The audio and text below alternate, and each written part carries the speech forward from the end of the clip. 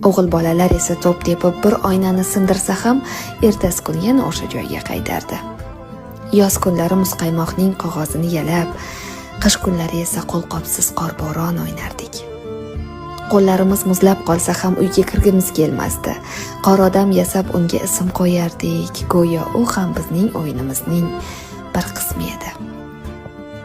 Bugun esa ko'chalar jim. Derazalar ortida bolalar bor, lekin ularning kulgusi ko'chaga chiqmaydi. O'yinlar ekran ichida, do'stliklar masofada. Balki shuning uchun ham yomg'irning hidi eskisidek tuyulmas. Bolalik qaytmaydigan fasl. O'ychan ko'chalarda, sindirilgan to'pda, pista chaqilgan kaftlarda, yomg'irdan keyingi havoda qolib ketgan. Biz ulg'aydik, ammo ichimizda o'sha ko'chani sog'inayotgan bola hanuz yashaydi.